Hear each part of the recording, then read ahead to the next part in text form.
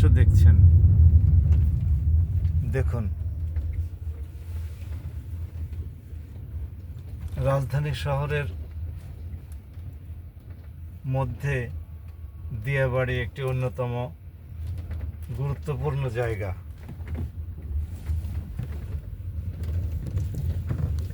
দিয়াবাড়ির উপর দিয়েই চলে গেছে মেট্রো রেল। উত্তর দিয়াবাড়ি থেকে শুরু হয়ে উত্তরা সেন্টার, উত্তরা পশ্চিম, এরপরে ক্যান্টনমেন্টে ঢুকে পল্লবী। সেই উত্তরার রাস্তাঘাটের অবস্থা দেখুন। একটা সভ্য দেশে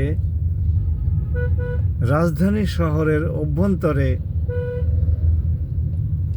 নব উদীয়মান একটি শহরের যোগাযোগ ব্যবস্থা, ড্রেনেজ সিস্টেম, এ সমস্তগুলো আপনাদেরকে দেখানোর জন্য এই ভিডিওটা করা।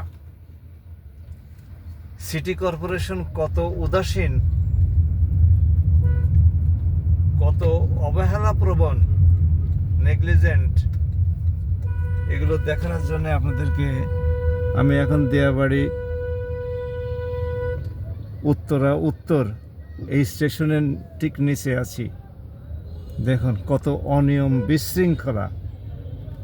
এই জাতি কি কোনোদিন সুশৃঙ্খল হবে না? দেখুন একেবারে রেল স্টেশনের নিচেকার অবস্থা দেখুন, দেখাচ্ছি আপনাদেরকে, দেখতে থাকুন কি অবস্থা। দেখুন গাড়িগুলো, রিক্সাগুলো, অটোগুলো কিভাবে এলো পাতাড়ি দাঁড়ানো আছে। দোকানপাট, মেট্রো রেলের নিচ দিয়ে দোকানপাট। দেখুন আমরা কবে সভ্য হবার, স্বাধীনতার 54 বছর হয়ে গেল, আমরা পরিষ্কার পরিচ্ছন্নতা সম্পর্কে বিন্দুমাত্র জ্ঞান অর্জন করলাম না। এই সিটি কর্পোরেশনের দায়িত্বে যারা সিটি কর্পোরেশনের মেয়র ছিলেন, এখন প্রশাসক আছেন, ইঞ্জিনিয়াররা আছেন, পরিবেশবিদরা আছেন, তারা কি পৃথিবীর বিভিন্ন দেশ সফর করেন নাই? তারা দেখেন না যে রাজধানী শহর কিভাবে গড়ে তুলতে হয়, কিভাবে রাস্তাঘাট, যোগাযোগ ব্যবস্থা, ড্রেনেজ সিস্টেম, এই সমস্তগুলো প্রতিষ্ঠা করতে হয়, নিশ্চিত করতে হয়? তারা দেখে আসেন নাই? তারা কি চোখ বন্ধ করে যান, চোখ বন্ধ করে ফিরে আসেন? আমি আপনাদেরকে পোড়াত দিয়াবাড়ির একটা উল্লেখযোগ্য অংশ দেখালাম। দেখুন, আরেকটু অপেক্ষা করুন, আমি আরও একটু দেখাবো উত্তরার 12 নম্বর সেক্টরের খালপাড় পর্যন্ত যাওয়া যায় কিনা। যদি কোনো জ্যামে না পড়ি তাহলে খালপাড় দেখুন, কি বাঁশের কি স্তূপ, দেখতে থাকুন।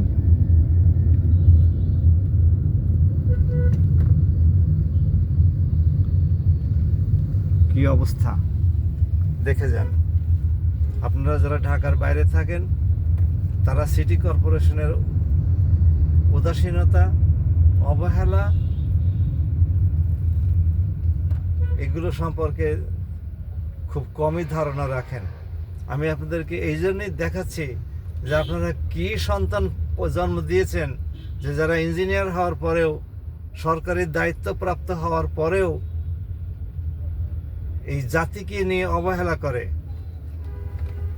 প্রতিদিন প্রায় 2 থেকে 3 কোটি মানুষ ঢাকা শহরে যাতায়াত করে, রাস্তা দিয়ে বাইরে থেকে আসা এবং বাইরে ঢাকা শহরে অবস্থানরত বাসিন্দা সহ। দেখুন কি অবস্থা। এটা উত্তরা উত্তর স্টেশন থেকে উত্তরা 13 নম্বর সেক্টরের খালপাড় পর্যন্ত যাওয়ার দৃশ্যটা আমি আপনাদের কাছে এখন দেখাচ্ছি। আপনারা আপনাদের পয়দাকৃত সন্তানকে, জন্মদানকৃত সন্তানদেরকে এগুলো শেখান, যাতে করে তারা, আমরাই বা কি শিক্ষকতা করলাম, কি শেখালাম তাদেরকে? আমরা তো ভাই ক্লাসরুমে যতটুকু পেরেছি ভালোই শিক্ষা দিয়েছি যে তোমরা দায়িত্ব, সরকারি দায়িত্ব পালন পেলে পরে দায়িত্ব সঠিকভাবে পালন করবা। কিন্তু শুনে কয়জন?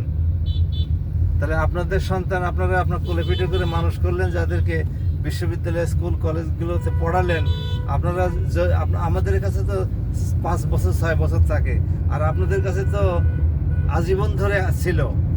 আপনাদের কোলে পিঠে তো তারা মানুষ হয়েছে, আপনাদের অন্ন বস্ত্রে তো তারা লালিত পালিত হয়েছে।